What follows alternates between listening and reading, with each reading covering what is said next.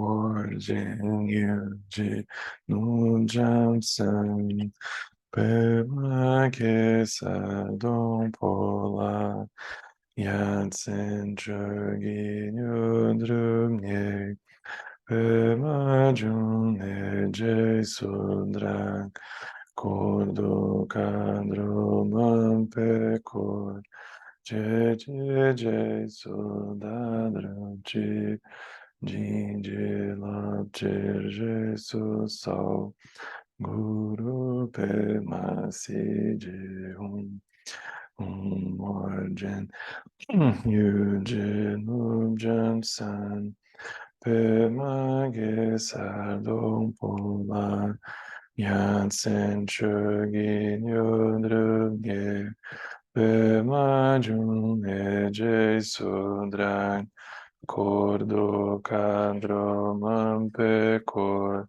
che sodandro ci, gingi laptir Jesus sol, guru pe masiji orgen yuji lujam san, pe magis ardom pola, Yatsen Chogi Nyudrunye Pema June Jesudran Kordo Kadro Mampekor Chechi Jesudandro Chi Jinji Lapchir Jesus Ho Guru Pema Siji Sanjay Chodan Sochi Chodan La Janchu Bardu Dagni Chapsu Chi Dagi Jinsu Jipe Sonanchi Rola Pinchi Sanjay Drupasho Sanjay Chodan Sochi Chodan La Janchu Bardu Dani Chapsu Chi Dagi Jinsu Jipe Sonan Chi Rola Pinchi Sanjay Drupasho Sanjay Chodan Sochi Chodan La Janchu Bardu Dani Chapsu Chi Dagi Jinsu Jipe Sonan Chi Rola Pinche Sanjay Drupasho.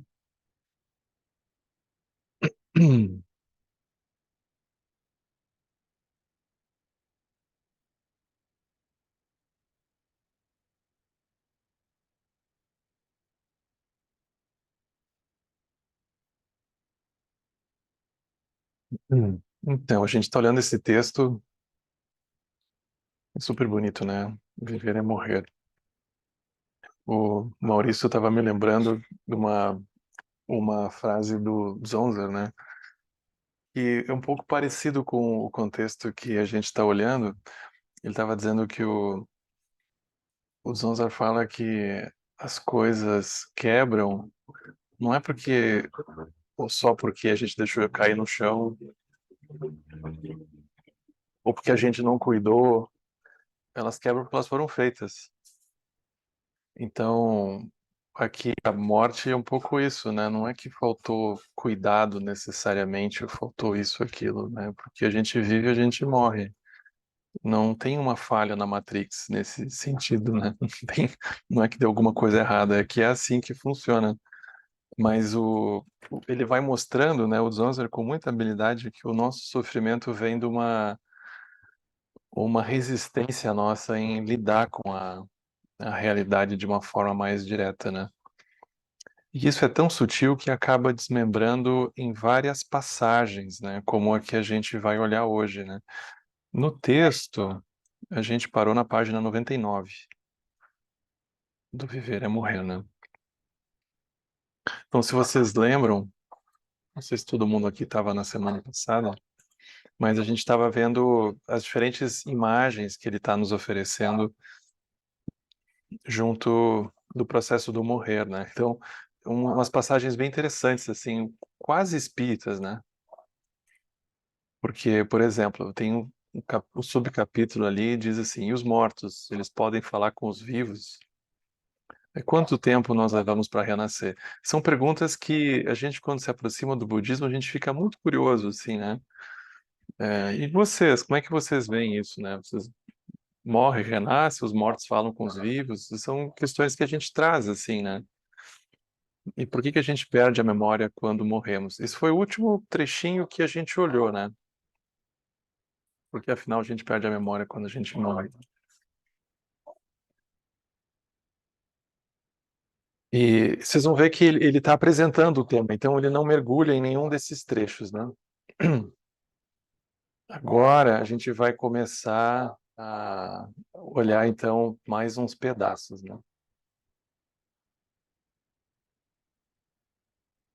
Aqui está na hora da janta da cachorrada aqui, eu estou na casa da Cris e do Paulo. Aí a hora da janta é um fenômeno aqui. Até eu tô com fome porque está subindo o cheiro da cozinha. A bicharada está animada aqui. É bonito. Então é a laia. A laia é uma expressão que a gente, é uma dessas expressões que a gente não chega a traduzir muito, né? Alaya significa depósito, significa conjunto. Himalaia é conjunto de neve, né? A tradução, depósito de neve, conjunto de neve. Alaya Vijnana, o conjunto de consciências. Então, Alaya é um conjunto, é um depósito, né? Que a gente traz. Então, o Dzongzar, ele diz assim, né? Na página 99, a memória, ela não é a única característica com o potencial de ser levada para os bardos e para a próxima vida. Os budistas acreditam que os efeitos do karma, eles ficam armazenados naquilo que nós chamamos de alaya. Ou seja, aquilo fica uma marca. E após a morte, esse alaya, ou seja, essa marca, esse conjunto de marcas, ele é levado para a vida seguinte. Então não é um alguém, mas é um hábito. Esse hábito a gente leva junto. E se a gente chega num lugar, a gente pergunta, vocês tomam café aí? E a gente a gente traz os hábitos, né? A gente pergunta. Então é mais sutil, porque a gente não vê o hábito de frente. Ele nos pega por trás. Ele simplesmente aparece. Ele não avisa. Então essa marca, essa memória é a que vai junto.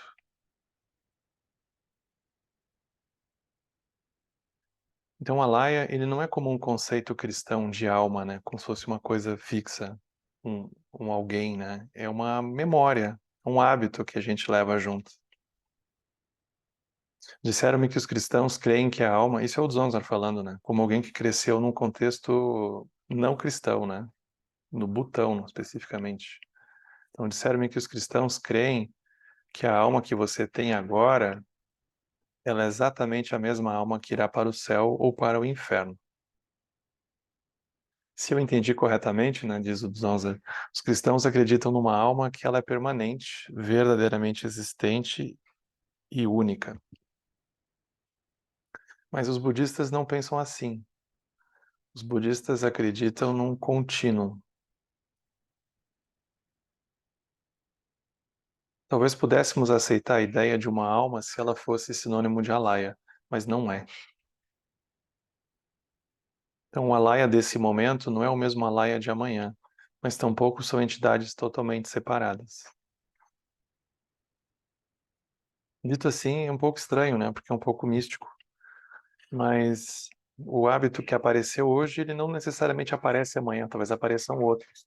Mas tem uma sensação que tem um hábito que segue. Isso é alaya, uma marca que segue.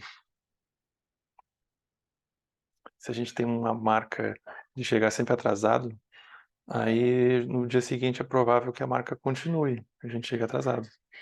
Se a gente tem um hábito de se irritar, é provável que no dia seguinte a gente olhe alguma coisa, a gente se irrita. Se a gente tem um hábito de criticar, é provável que no dia seguinte a gente vai olhar para alguma coisa e a gente vai criticar de novo. Então isso é o Alaya, é um contínuo, né? Mas não é uma alma, é uma marca que segue, né? Os budistas acreditam na continuidade do Alaya, assim como Tom, Dick e Harry. Acreditam ser hoje os mesmos homens que eram ontem.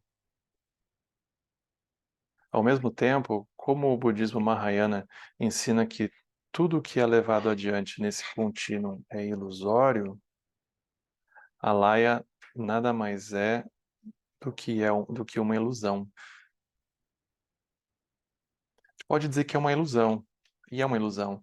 Só que se a gente não enxerga como uma ilusão, a gente sofre as consequências, né? Então, uma coisa não anula a outra, né? O fato de ser uma ilusão não tira o fato de que a gente talvez seja arrastado, ou provavelmente seja arrastado. Você pode pensar que soa ilógico, que isso tudo soa ilógico, mas para os budistas, todos os conceitos, no fundo, eles são ilógicos.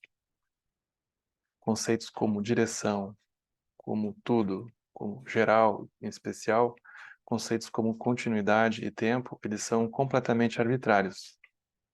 No entanto, uma ideia não deixa de ser poderosa apenas por ser arbitrária.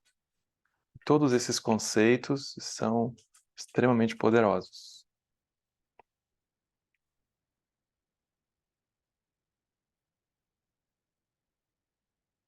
A gente olha assim, para onde é o norte?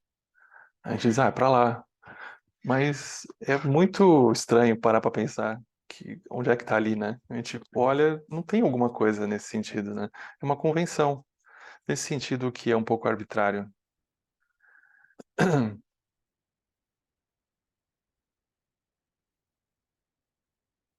E assim por diante. Aí ele diz assim: o que que é o tempo? Tempo depende. Por exemplo, se você está perguntando como é que um filósofo, um cientista, um recepcionista de um médico lidam com essa situação, o recepcionista está mais interessado no tempo que é medido pelo relógio, porque ele quer saber se o paciente vai chegar a tempo. Para o cientista, o tempo é o que a variável do tempo t denota nas melhores teorias da ciência fundamental. Ao passo que os filósofos, eles não se preocupam muito com uma definição precisa da palavra tempo, mas eles estão muito interessados nas suas características. Aqui ele está tentando mostrar para nós que mesmo o tempo, ele não existe do jeito que a gente imagina, né? Isso é interessante, porque é como uma viagem. Parece que a volta geralmente é mais rápida que a ida, né? Mas é um pouco lógico, porque aparentemente o trajeto que a gente fez foi o mesmo, mas a gente sente que um foi mais rápido que o outro, né? E se a gente está meditando, meia hora pode ser muito tempo, né? Sem precisar, sem poder mexer o corpo. Mas se a gente abre a internet, meia hora a gente nem vê passar. É muito interessante. Então a relação, isso que ele está dizendo, não é algo que é fixo, né? O tempo não é fixo. Além do que, a gente tem a sensação que hoje o tempo passa mais rápido que antigamente, né? Eu tenho isso. Quando eu era criança, parecia que passava mais devagar. Mas hoje em dia parece que passa mais rápido. Hum. Então, ele está tirando o aspecto externo das coisas. Aí ele diz assim: a ilusão, ela funciona pelo poder da arbitrariedade dos conceitos. O espantalho cria a ilusão de um ser humano numa roça, né? Essa ilusão quase sempre tem o poder de manter os corvos afastados. Um placebo pode criar uma ilusão tão poderosa em alguns pacientes que acaba curando a doença que os aflige. Placebo é muito interessante, né?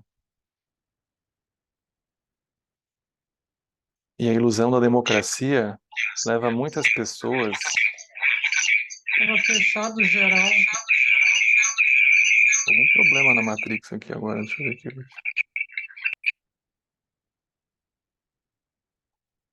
Passou. E a ilusão da democracia leva muitas pessoas a acreditar que a liberdade e a justiça existem nesse mundo. É desse modo que os seres humanos fundamentalmente ilógicos funcionam.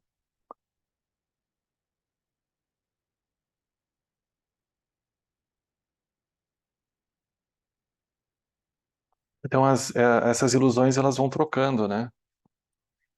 Elas vão trocando, elas não ficam muito tempo com a gente.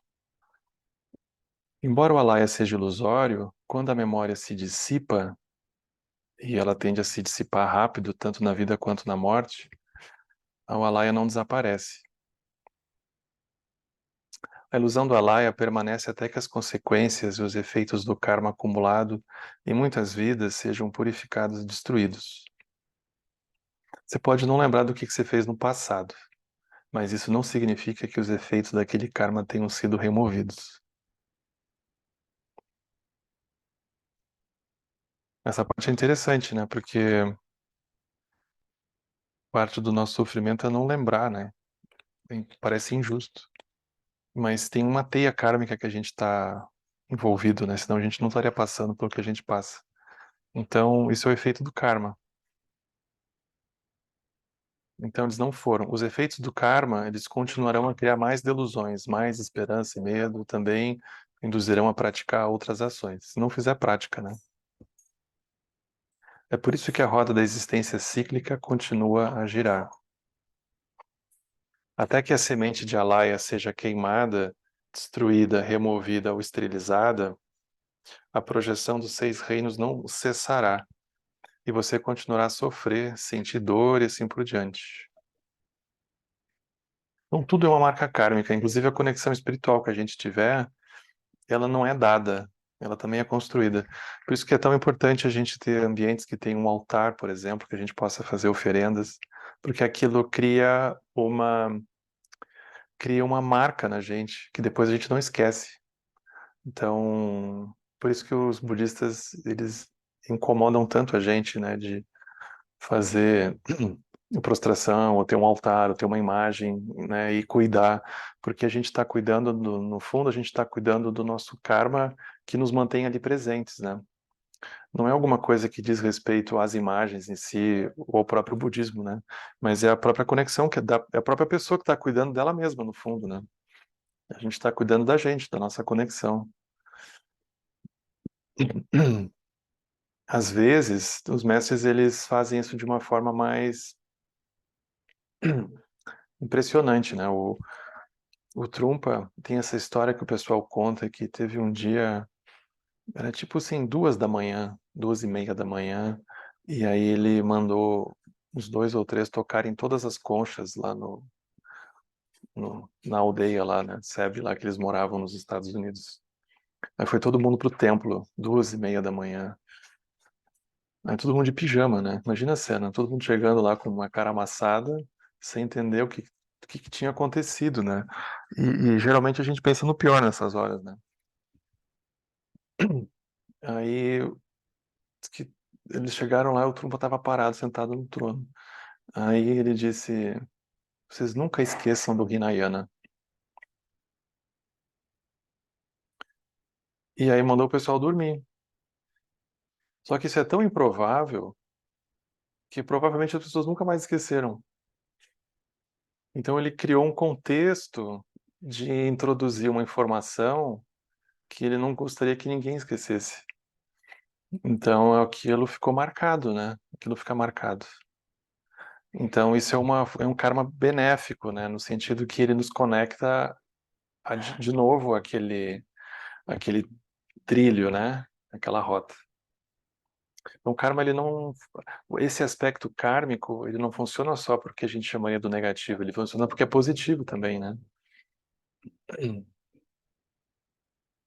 Se diz que mesmo para a gente conseguir fazer um retiro, são acumulações kármicas de muitas vidas aspirando e reunindo, ou que a gente encontrar o Dharma, né? É muito improvável, porque, num certo sentido, é inútil, né? Dentro da lógica do mundo, assim, a gente ficar parado pensando sobre essas coisas, né? Então, a gente ter um mínimo de interesse em aprofundar essas coisas é muito contracorrente. Então, isso é um bom karma que a gente tem gerado, né? Vidas, né? Nenhuma nem duas, são muitas. Isso é a Laia. Aí vem o trecho seguinte, que já é renascimento. Hoje em dia, diz aqui o Dzongzhen, é um grande ceticismo quanto à reencarnação, ou quanto ao renascimento, a ponto dos novos budistas se perguntarem se eles vão mesmo renascer depois de morrer. Todos os dias, nós pensamos que com certeza haverá um amanhã. Mas, na verdade, nós estamos fazendo uma suposição grosseira, o tipo de suposição que os filósofos chamam de projeção imputada. Ainda assim, apenas porque o amanhã é uma suposição, não significa que o amanhã não exista. O mesmo é válido para tudo mais no mundo relativo. E tudo existe porque nós fazemos suposições. E frequentemente a gente erra, né? A gente tem uma suposição de que o outro está com aquela cara porque a gente falou aquilo. E às vezes não é, né? E que o outro não mandou a mensagem porque aconteceu isso. Não, talvez não foi. Então, é um processo de comunicação muito truncado, no fundo, o samsara inteiro, né? A gente faz suposições, a maior parte das vezes estão erradas. Então, tudo existe porque nós fazemos suposições. Mesmo assim, cada elemento do mundo relativo é uma ilusão, é um sonho. Embora seres sencientes como você e eu acreditem que essas ilusões sejam reais, nós estamos, de fato, completamente deludidos. Enquanto continuarmos a levar a sério essas ilusões, estaremos sujeitos não apenas à delusão do renascimento, como também à delusão da morte e à delusão deste exato momento. Essa delusão do exato momento, ela é muito interessante, porque, vamos supor, agora a gente está aqui e a gente está com uma visão do que está acontecendo conosco, na nossa vida, no dia de hoje. A gente tem uma certeza. Mas pode ser que passe uns dias e a gente olha, nossa, como eu estava iludido. Não era nada daquilo. Aí mudou completamente. Então, mesmo assim, essas sensações de certeza, elas são muito escorregadias, né? Então ele vai chamar isso de delusão. Delusão do exato momento. Você acredita que bem agora você está lendo um livro? Se você acredita, você está deludido. Você acredita que o você que estava lendo o livro ontem é o mesmo você que está lendo agora? Se você acredita, você está deludido. Como tudo é uma delusão, tanto a crença no renascimento quanto a crença de que o renascimento não existe são necessariamente delusões. E como já foi dito, porém, apenas porque uma coisa é uma delusão, não quer dizer que não seja poderosa. E todas as delusões são extremamente poderosas.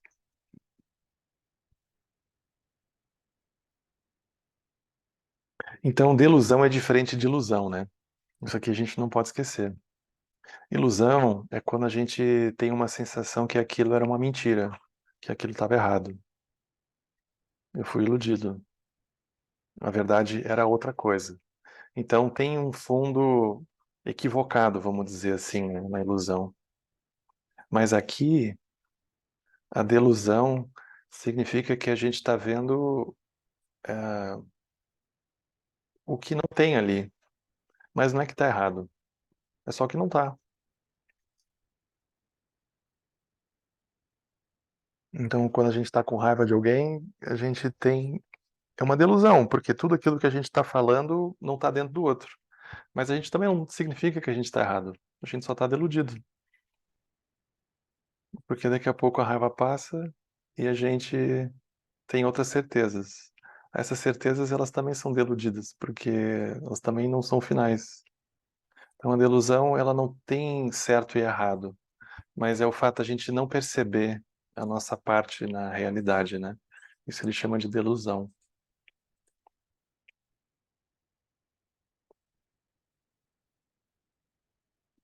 E o renascimento, ele pode ser provado?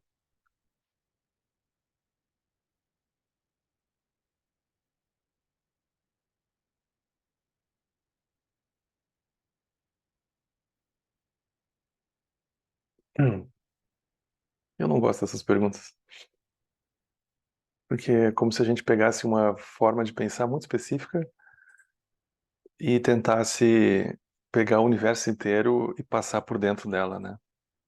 Mas tem muitas questões que não faz sentido a gente pensar desse jeito, né? Como se fosse uma outra forma de ver as coisas. Mas é uma forma vigente para nós aqui. Então ele diz assim, o Dr. Ian Stevenson, da Universidade da Virgínia, o Alan Wallace fala muito dele, desse trabalho, né? Ele é talvez o trabalho acadêmico mais reconhecido nesse campo. Ele dedicou a maior parte dos seus 40 anos de trabalho à documentação de milhares de casos de crianças que afirmavam lembrar de vidas passadas. E essa pesquisa, ela prova que o renascimento de fato existe? De certo modo, sim, prova. Só que do ponto de vista budista, porém, o, um conceito como renascimento é uma verdade relativa, jamais uma verdade absoluta. Os budistas só aceitam o tipo de pesquisas, aceitam o resultado do tipo de pesquisa realizada pelo Dr. Stevenson no nível relativo, porque em nenhum momento o Buda disse que o renascimento existe no nível absoluto. Quanto a mim, diz o Dzongzar, a minha crença na continuidade, ela não é reforçada e nem enfraquecida, só porque os pesquisadores de uma universidade finalmente descobriram seu poder. O renascimento, ele é simplesmente um fenômeno relativo imputado, embora seja poderoso. Então, para mim, o renascimento apenas é. Para falar francamente, lembrar ou não quem nós fomos nas vidas passadas não é importante. A gente não precisava perder tempo com isso. De qualquer modo, quase nunca é algo que vale a pena lembrar. Até porque se a gente tivesse feito alguma coisa realmente boa, talvez não tivesse passando pelo que está passando, né? Então, melhor esquecer e seguir em frente, né? Seguir em frente.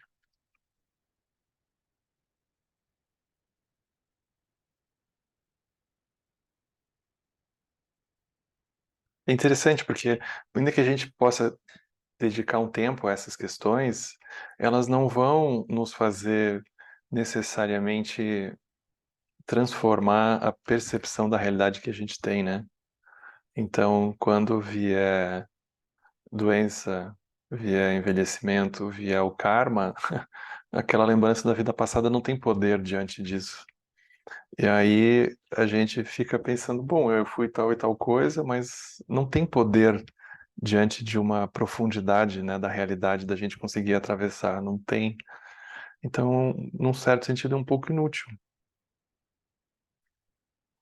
Ainda mais se a gente pensar que a gente já renasceu todos os reinos, a gente já aprontou de tudo, né? A gente já foi de tudo.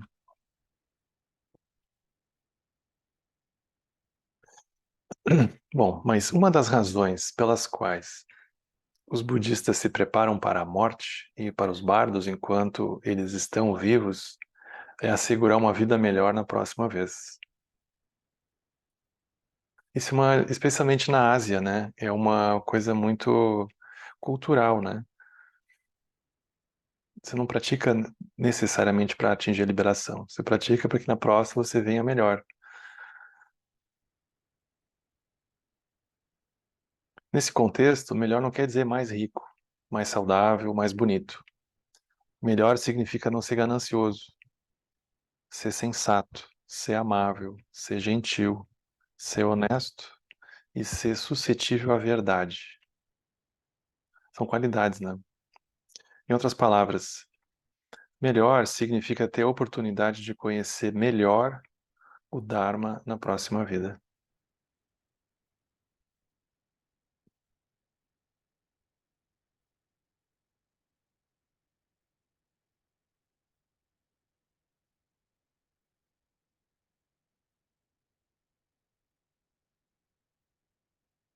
E tem uma pegadinha nessa coisa de ficar pensando, né, vida passada também, que pode ser que a gente guarde uma visão evolucionista, né? Então, como se fosse sempre um aprimoramento, a gente está indo sempre melhor, sempre melhor. Mas o processo ele não acontece linear, né? Eu sempre lembro a biografia do Trungpa Rinpoche, né? Ele contando as vidas de todos os Trungpas anteriores a ele, né? Então esse Trungpa que a gente ouve falar, ele era 11º, mas ele vai contar a história desde o primeiro Trungpa Rinpoche, como que foi. Aí o primeiro Trungpa Rinpoche era um grande Trungpa, né? Era um rei do Dharma. Aí o segundo também. E aí o terceiro também. Aí o quarto foi preso. Aí o quinto não fez nada. Aí tu pensa, não tem sentido nenhum, porque não tem uma previsibilidade, né? Aí ele diz, o sexto, ele era um yogi, aí ninguém viu ele desapareceu por toda a vida. Aí o sétimo foi um grande, o oitavo também não fez nada. Então é um pouco como a nossa vida, né? A gente tá indo, pensa, bom, agora vai. Aí de repente dá um blackout, desliga. Aí daqui a pouco a coisa gira. Então não tem uma previsibilidade, né? O Trungpa, quando ele fala desse processo, é um livro muito bonito, né? Se chama The Mishap Lineage. A linhagem mishap é como se fosse quebrado, né? Tu não consegue dar sequência nas coisas. Um pouco como a nossa vida, né? Tu quer dar uma sequência, daqui a pouco puf, desaba. Então ele pega essa imagem, né, do caminho como sendo uma coisa torta sempre, né? O caminho como muito torto.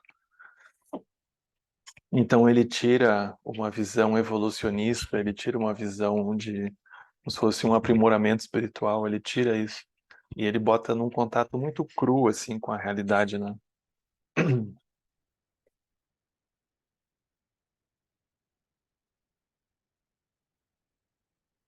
Aí vem perguntas sobre a morte. Deixa eu ver que página é isso? 103. Eu acho que isso aqui são perguntas que fizeram para o Zonza e aí ele botou aqui no livro, né?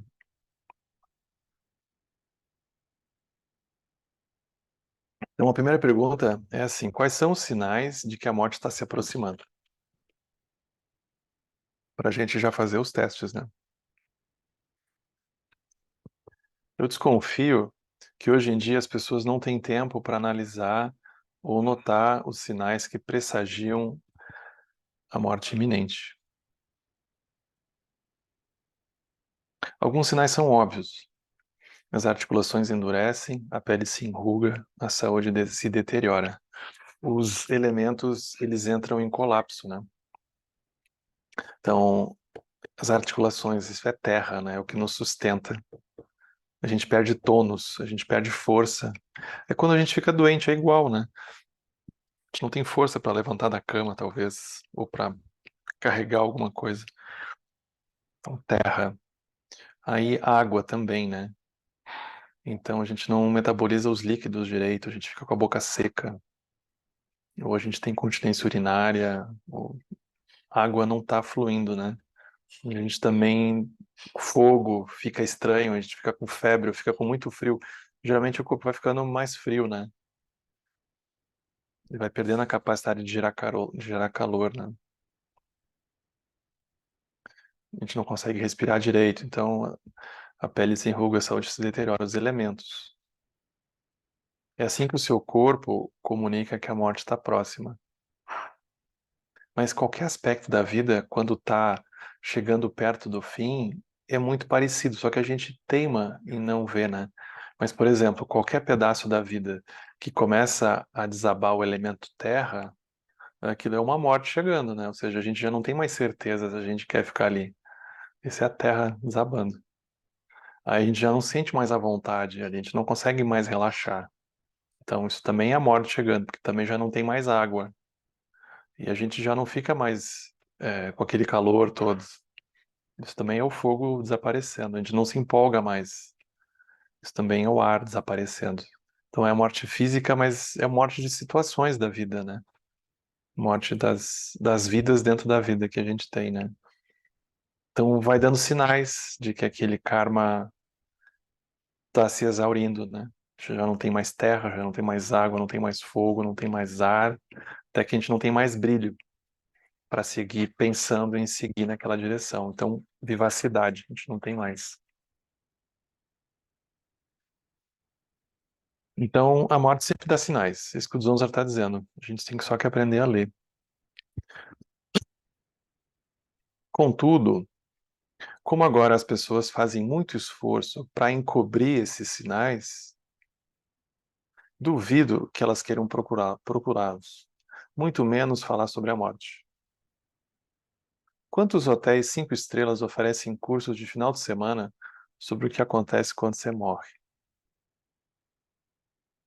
Isso não vale, hein? Quantos hotéis 5 estrelas oferecem cursos de fim de semana sobre o que acontece quando você morre? Não vai dar ibope, né? Além dos sinais que nós preferimos ignorar, há muitos outros sentimentos e sensações que pressagiam a morte, inclusive sonhos premonitórios. Então isso tem, em muitas tradições tem, no budismo também. A gente começa a sonhar, né? Quando tem alguém próximo que vai fazer a passagem, a gente sonha. A gente tem alguma suspeita. A conexão kármica é muito forte, né? Simplesmente são pessoas próximas, né? Se são pessoas próximas, assim, que a gente tem essa conexão, é bem provável que se a gente tiver abertura e sensibilidade, a gente perceba. Mas o Dzongzar diz assim, eu suspeito que a maioria das pessoas acharia graça da ideia de contemplar esse tipo de coisas. A maioria dos sinais que os tibetanos e butaneses acham confiáveis estão mais profundamente enraizados no folclore himalaio do que no Buda Dharma. E eles incluem os seguintes. Então, isso aqui ele está dizendo que é uma coisa mais cultural da região lá de onde ele nasceu do que necessariamente do budismo, embora essas coisas tenham se misturado. Mas é muito engraçado, né? Então, diz assim: descanse a testa na palma da mão direita e olhe para o seu pulso. Há uma faixa de espaço vazio entre a mão e o braço? Se houver, você morrerá em 7 dias. Bom, vamos ver, né? Descanse a testa na palma da mão direita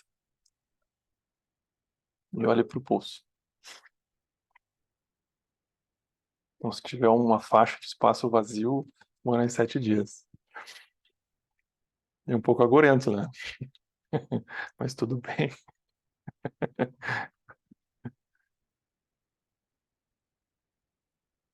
Se a pessoa tiver bebido alguma coisa, eu já não sei como é que fica, né? O teste. Se você sonhar que está montando de costas em um burro, morrerá em 7 dias. Aqui a gente joga no bicho, né? Provavelmente. Cada cultura com os seus símbolos, né? Se quando você fica parado de costas para o sol, em frente de uma parede, e não sobre vapor da sombra da sua cabeça, a morte é iminente.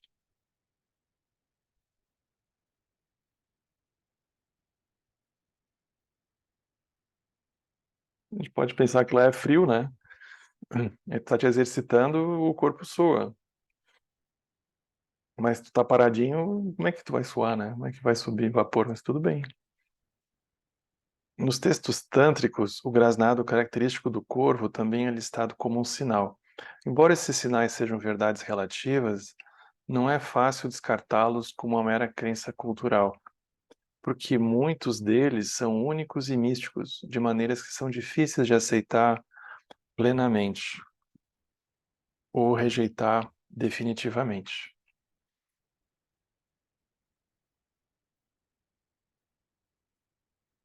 E existe algum método para determinar a hora exata da minha morte?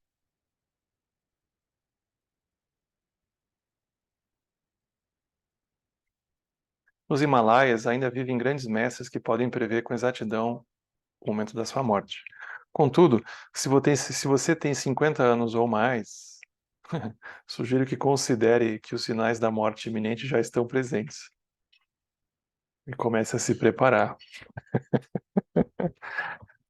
Não há nada a perder e muito a ganhar com isso. Na verdade, deveríamos escrever um testamento. no momento em que nascemos, mas hoje em dia a maioria das pessoas considera isso um pouco exagerado. Isso aqui é um pouco estranho, né? Eu acho, porque na astrologia tibetana, que a gente tem pouco no Brasil, mas tem um que outro astrólogo tibetano, eles têm uma abordagem muito kármica, no sentido de ser um pouco dura. Então é como se eles fossem, às vezes, excessivamente categóricos, assim, com as afirmações, né? Da morte, assim por diante, né? Mas aquilo nunca é concretado, né? Porque o próprio Chagdu Rinpoche, pela previsão que tinham feito quando ele era criança, ele não era para ter durado tanto. Então ele fala disso na biografia, né, dele, que quando ele chegou no Brasil, isso já era prorrogação. Ele já tinha ganho esse tempo, assim, da prorrogação que não estava previsto na regra do jogo inicial, mas ele ganhou. O próprio Gyatro Rinpoche também, né, o mestre do Alan Wallace, viveu muito mais do que tinham previsto. Mas às vezes também vai mais cedo, né? Então a gente não tem. Se a gente cuida da saúde, o Lama ele conta que ele tinha essa implicância com o Rinpoche, porque o Rinpoche comia costela gorda e tomava Coca-Cola. Porque na visão dele, a duração da vida era 100% kármica. Não tinha muito a ver com o que você comia e assim por diante, né? Mas o Lama disse que achava aquilo um absurdo, porque como é que a pessoa comendo churrasco, tomando Coca-Cola vai durar muito, né? Então era um tema que ainda assim o Rinpoche durou um tanto, né? Para previsão tibetana, assim. Mas é melhor cuidar, karmicamente, né? A gente também cuida.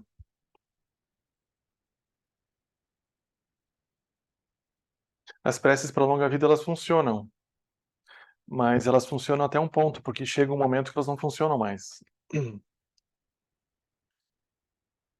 Então, elas funcionam no sentido de que a gente remove conexões kármicas negativas que podem acelerar o processo kármico, né? A gente vai removendo isso, vai purificando.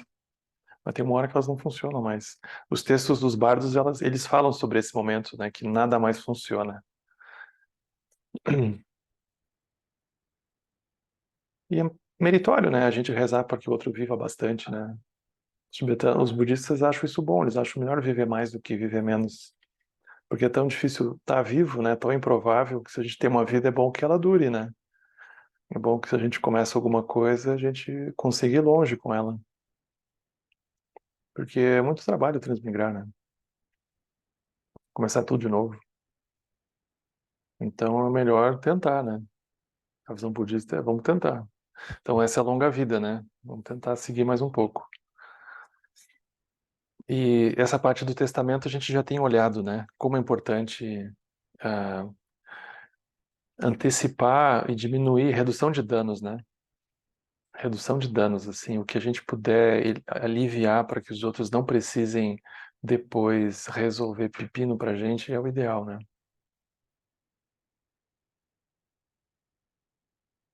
Aí tem outra pergunta que é assim, pô, mas pensar sobre a minha morte me parece mórbido e desanimador. Eu sinto medo e fico deprimido. Aí o Zonza diz assim, a vida e a morte são a mesma coisa. Então, se contemplar a morte o deprime, contemple a vida.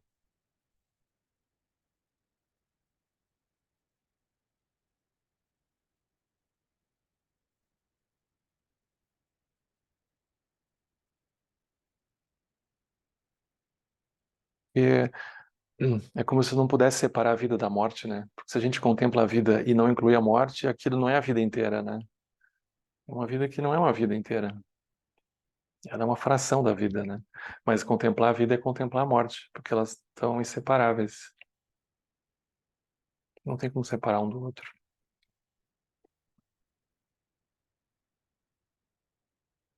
Eu devo comprar um túmulo para o meu parente que está morrendo?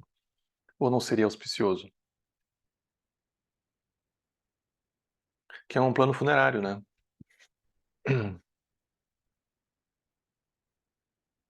Fazer um plano funerário.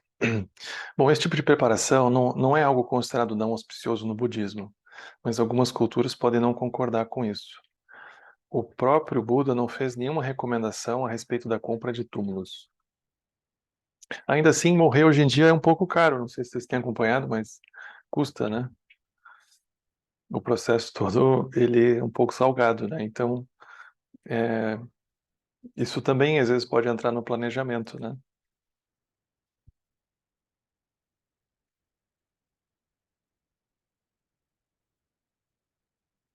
Alguém que não seja budista pode renascer numa terra pura, porque eles vão pedir a identidade nossa, né? A carteirinha, né?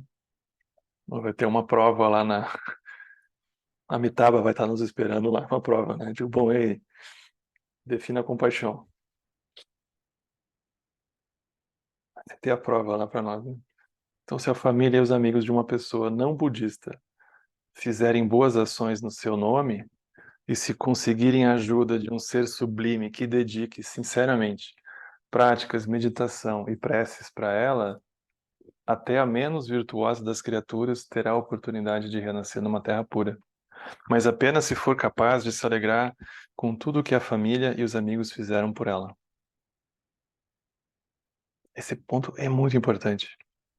Por exemplo, um sinal, isso Long Champa fala, né? Um sinal de que a gente vai ter uma vida, que alguém vai ter uma vida humana de novo. Um sinal claro, ele diz, né? É que a pessoa, quando está se aproximando da morte, um tempo antes, assim, né? A pessoa tem um sentimento de que, ainda que a vida possa ter sido difícil, ela teve uma boa vida. Tem um sentimento de gratidão, assim, né? Esse sentimento de gratidão, ele é muito importante. Isso não é uma coisa budista apenas, né? Mas é algo que a gente pode ou não chegar à conclusão. Mas se a gente, no final da vida, né, tiver essa memória, eu lembro da minha avó, né? Minha avó agradecia, assim, ela dizia, nossa, minha vida foi muito boa. Eu ficava muito feliz de ver aquilo, porque é um sinal, vai ter uma vida humana de novo. Ela cuidou de muita gente em vida e ela chegou no fim da vida, ela tá viva ainda, né? E tu conversa com ela, ela tem uma sensação de gratidão pela vida. Eu acho aquilo tão impressionante, porque tem uma conexão favorável, né? Que valeu a pena, mesmo que tenha sido muito difícil. Então, esse sentimento de alguma forma de gratidão, ainda que tenha sido duro, é muito importante. É muito importante.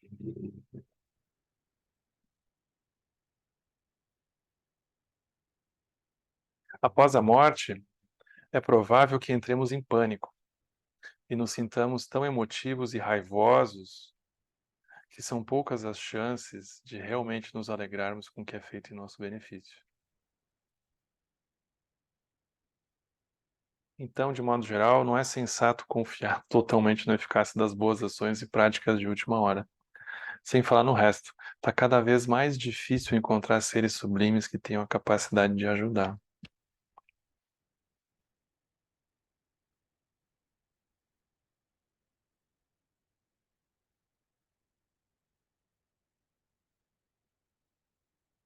Morte é tipo assim, tipo uma prova. A gente tem tempo para se preparar, mas aí tu vai estudar aquilo de última hora, tudo. Talvez a gente fique mais nervoso e aquilo mais atrapalhe do que ajude. Então a gente tem um tempo para se preparar e tem uma hora que o tempo termina, né? Aí é bom a gente relaxar e confiar naquilo que a gente passeou e visitou, né?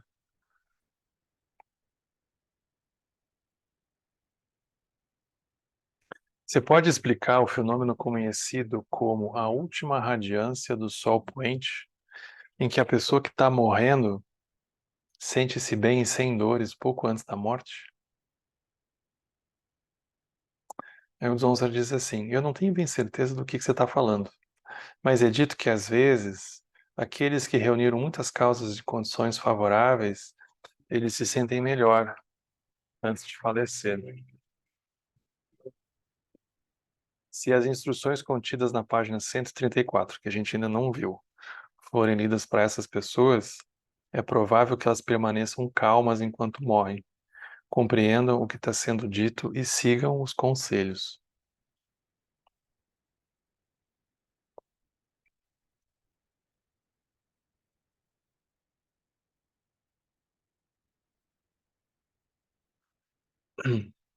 Tem pessoas que morrem bem, né?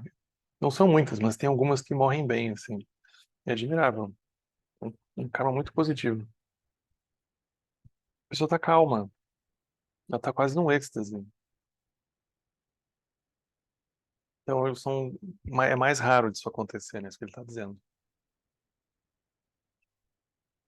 Um espírito ou uma alma pode voltar para o corpo após a separação causada pela morte? Em raros casos, sim. Embora o maior desejo de um ser do bardo seja retornar à vida e recuperar o seu corpo,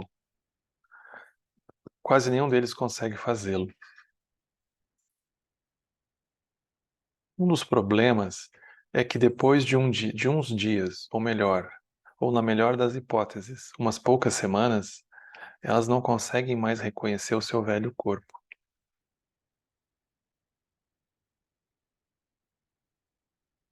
Isso é um pouco como a gente tem em vida já, né? Porque às vezes a gente vê umas fotos nossas assim, de um tempo passado, a gente pensa, não era eu. Não pode ser verdade, né? Não era eu. Então a gente não reconhece aquele corpo. A gente reconhece, mas não reconhece, né? A gente olha para aquela mente e diz, não, não era eu. Então a gente olha e a gente não consegue reconhecer, a gente não consegue encaixar mais. Se a gente tivesse que voltar para encaixar naquele corpo, não funcionaria mais. Passou aquele tempo. Então aqui, numa forma mais drástica, é a mesma coisa. A gente não reconhece mais. Porque o que está andando é a mente, né? A mente é muito sutil. Apesar disso, a gente aqui morreu, está sem um corpo. Então a gente tem uma fixação em ter esse aspecto grosseiro de novo. E aí eles ficam desesperados para encontrar um corpo onde eles possam descansar, se esconder e funcionar como um ser humano. Portanto, a vontade que eles sentem de viver e se comunicar é muito forte.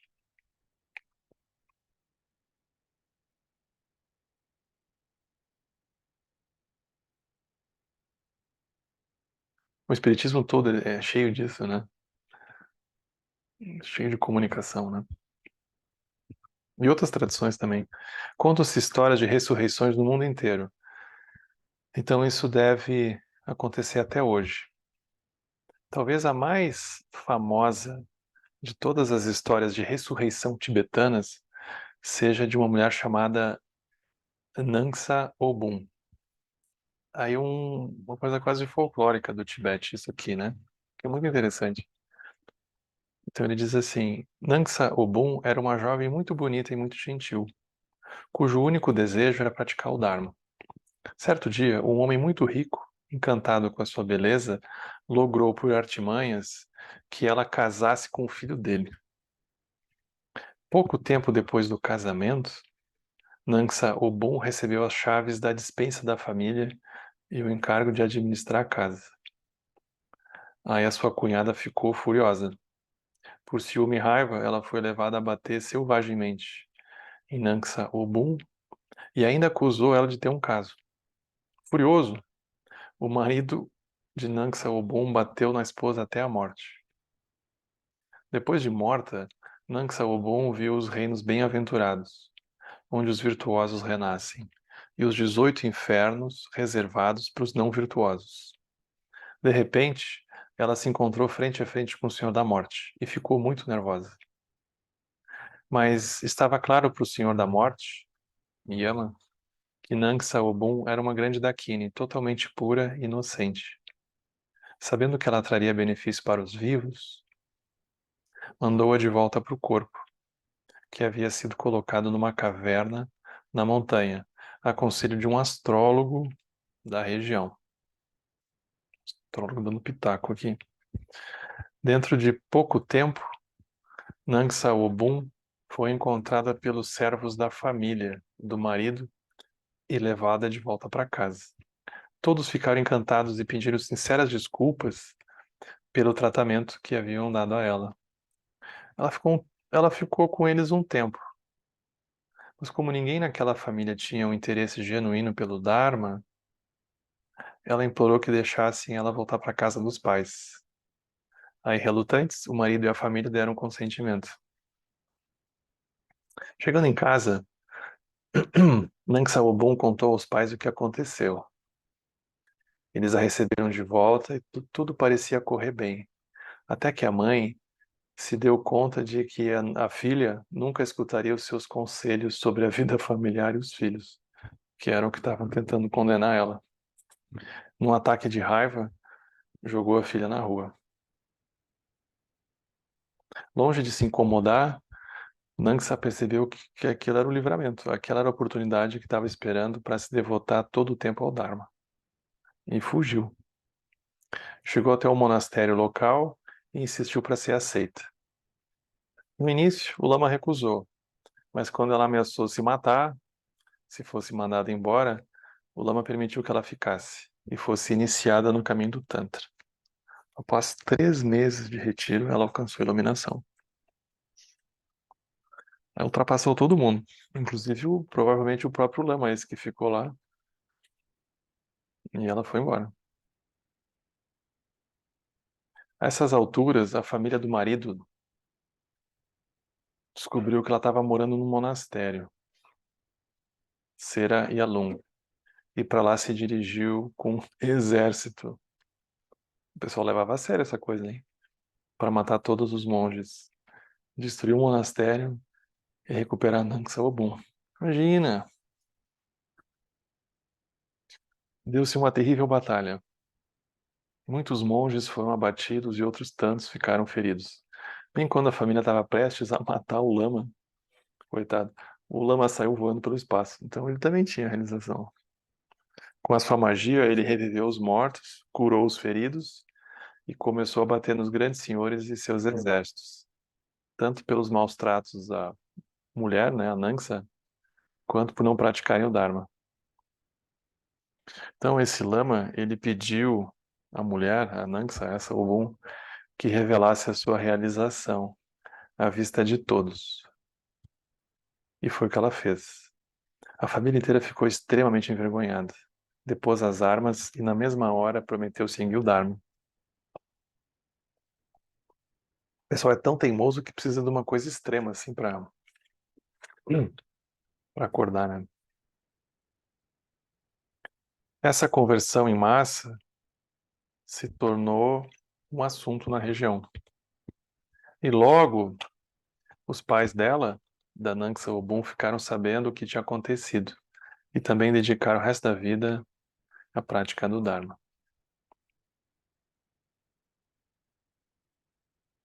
Nós vamos parar nesse ponto aqui, pessoal. Que ele muda de assunto agora, né? Aqui uma história folclórica do Tibete, mas como essa tem várias, né? Mas aqui tem vários pontos assim que é interessante a gente olhar, porque eles são pontos que não só vão surgir por dentro de nós, como são pontos que trazem conversas assim, né? A gente vai conversar na família, a gente vai conversar com os amigos, essas coisas sempre aparecem, né? A gente vai estar recebendo pessoas também. Essas perguntas sempre surgem, né? Como se elas tivessem um poder um pouco místico envolvido, né?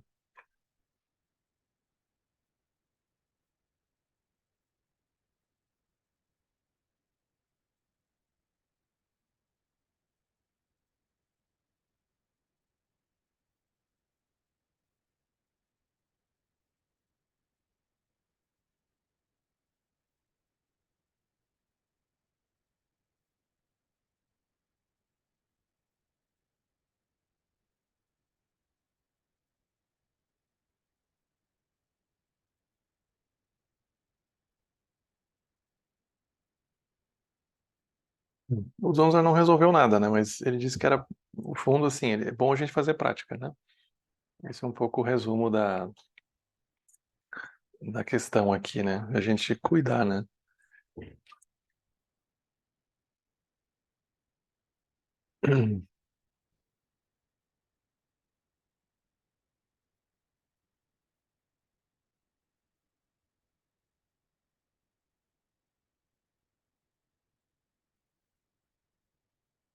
Certo, gente. Se alguém quiser dizer alguma coisa,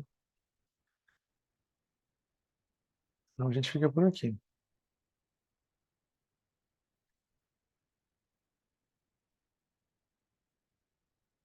Oi, Giovana, por favor. Boa noite, Henrique. Boa noite, gente. Tudo bem? Tudo. Eu fiquei pensando quando tu estava lendo sobre a questão de não lembrar, né? Quando tu vem para uma outra vida e tu não lembra das vidas anteriores, né? E aí eu fiquei pensando assim, se o fato de não lembrar, ele pode nos ajudar porque ele descola das marcas mentais, né? Fiquei assim, me veio essa questão assim, porque mudar durante a vida, quando a gente lembra das vidas passadas nessa vida, né? Tu precisa descolar daquilo, é mais difícil porque as marcas estão presentes, né? É. Parece que quando se tu nascer de novo e tá tudo zerado, né? Tu Hum. tem karma, tem mérito, mas aquela questão mais consciente das marcas parece que ajuda, né? A que a gente fique livre para construir outras coisas. É. Mas é interessante porque se a gente, como a gente não tem consciência, a gente não sabe muito bem o que que vai brotar, né? Sim, Aí é para o uma bem caixinha, pessoal, é né? para o bem e para o mal, é uma caixinha de surpresas. Sim. Aí a gente tem que estar atento, né? Tem que estar atento, porque a gente não sabe realmente. É uma surpresa. Umas erupções kármicas assim que a gente tem repentinamente, né? A gente não sabe de onde é que veio aquilo, mas aquilo vem.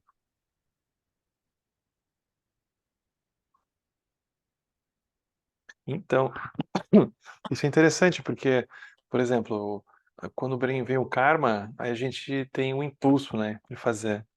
Se a gente faz shamatha, a gente treina a não seguir.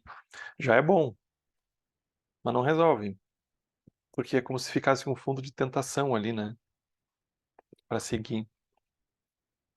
Isso é tão psicótico quanto a gente está sentado pensando se vai pegar alguma coisa para comer na geladeira ou não vai. Não, eu não vou. E aí a gente fica brigando e não sai do lugar às vezes, né? Muda de paisagem e aquilo fica, aquilo não necessariamente desaparece, né? Então isso é shamatha. A gente tem essa fragilidade, né? E aí, mas ainda assim, se a gente faz um pouco de meditação, a gente já vai se dando conta disso que você está falando, né?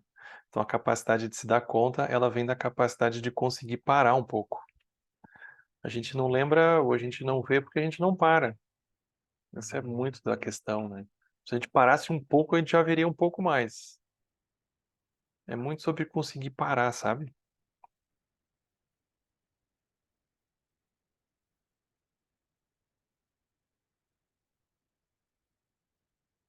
Hum. Obrigado. Oi, Lana. Tudo bem, Henrique? Tudo. Sanga, tudo bem? Então, é só um comentário assim para reflexão, porque foi muito tocante para mim, quando isso aconteceu. O meu pai, ele era um cara muito espiritualizado e ele gostava muito de ler. E eu Uhum. vivi essa infância, adolescência, fase adulta toda, vendo ele roubar tempo para ler, assim, sabe? Ele roubava um tempinho aqui, um tempinho lá. Chegava no sábado à tarde, tinha um lugar meio distante aqui em Botucatu, e se queria conversar com ele, ele estava lá no carro, embaixo da árvore, lendo. Ele sempre roubava tempo para ler.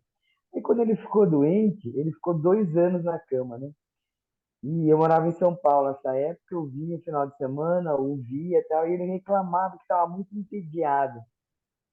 Aí eu dizia, pai, por que que você não lê? Você roubou tempo a vida inteira, pedacinho aqui, pedacinho aqui. Agora você tem todo o tempo do mundo para ler e tem muito a ver com tudo que a gente conversou aqui, né? Ele me respondeu: eu preciso de uma energia para ler que eu não tenho. A Hum. energia que eu tenho, eu estou sobrevivendo. aqui dentro dessa cama. Né? Os Uhum. elementos me faltam. Eu não tenho energia para leitura. Ler cansa muito. Eu preciso refletir muito em cima das coisas que eu leio. E eu não tenho essa energia. E eu fiquei muito tocada, sabe, com aquilo. E eu queria dividir com a Sanga isso. Né? A gente estava falando dos elementos, estava falando de ler, e pode ser uma coisa muito trivial, assim, né? A leitura pode ser algo muito trivial. Você pega um livro e lê, por quê? Pode ser um tapa, assim, 200 páginas. Por quê? Porque você tem essa energia, né? Ela brota, está em propulsão. Mas, de repente, se deixar para mais tarde, talvez você não tenha energia nem para ler, né? Que parece que Uhum. não toma muito, né? Da energia da gente. Então era esse depoimento aí que eu queria deixar para a Sandra refletir, que para mim foi muito tocante. Ah, valeu. Obrigado.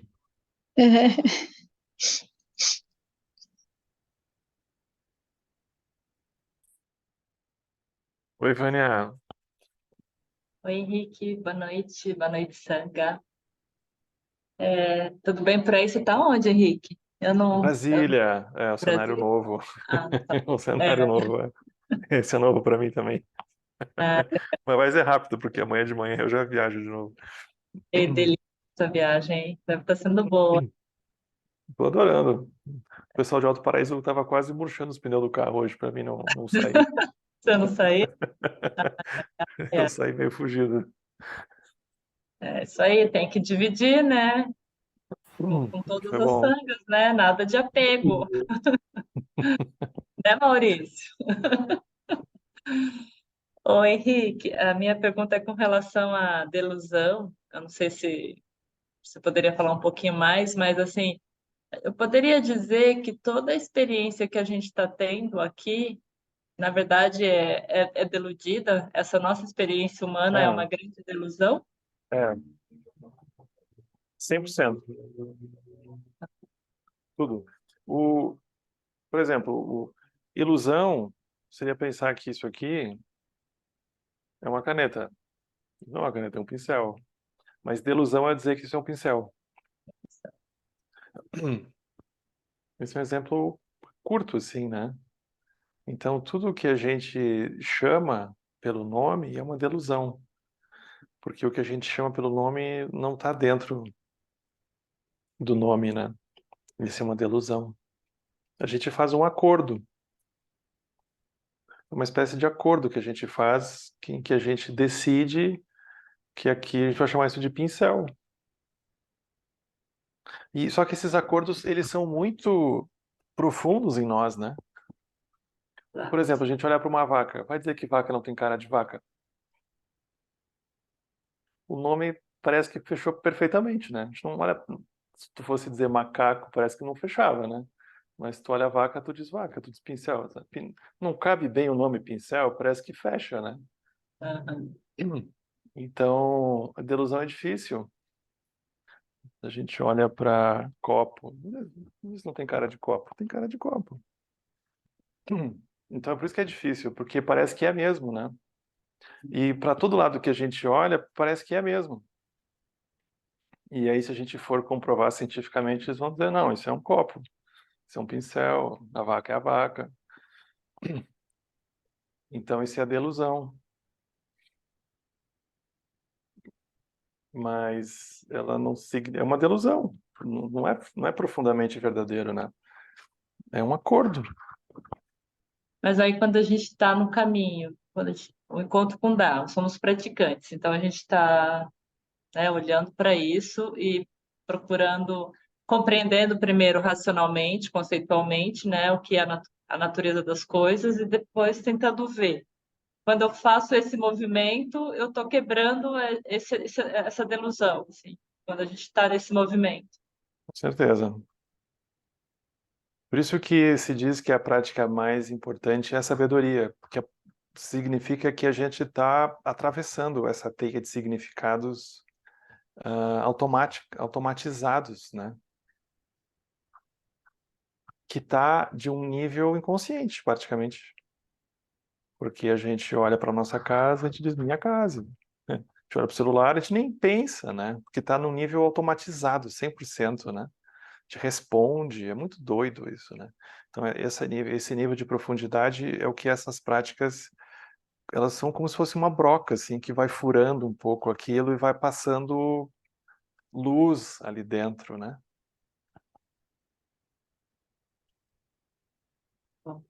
Eu lembro quando eu era bem pequenininha, eu não sei quantos anos eu devia ter, sei lá, uns 6, 7 anos. Eu lembro que eu pegava uma faca e eu pegava uma colher e um garfo e eu ficava pensando assim, mas por que que isso aqui chama garfo e isso aqui chama colher? Exato, essa é a O garfo, pergunta. por que que o garfo poderia chamar colher? A colher É, poderia chamar um garfo. Acho que eu já devia ser alguma lembrança aí de alguma prática é, que eu devia ter feito. mas aí adulto fica um pouco sem graça, porque para de se perguntar essas coisas, né? Mas tinha que recuperar essa mente de criança, assim, né? Não é uma mente de criança, é uma mente super inteligente. Desconfia, né? A mente que desconfia é a mente que a gente precisa, né? Para seguir o caminho, né? Tá bom, obrigada. Obrigado a Boa você. viagem para você. Obrigado.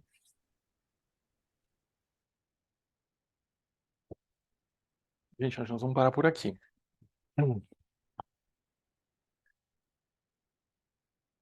Vamos fazer a dedicação. Que os méritos deste encontro se expandam e toquem a todos. Que o Mestre Universal da Paz e da Compaixão, Sua Santidade o Dalai Lama, juntamente com todos os mestres de todas as tradições que veiculam essa mensagem, tenham longa vida. Que todos estejam a salvo de gerar pensamentos negativos, o obstáculo mais destrutivo. Que esses pensamentos nunca surjam em nossa mente. E que todos os seres também estejam livres de pensamentos negativos. Quem lo chosun ring lo chedzan ni sasun chapat peldro ju chosun não ada midrau do sungele show.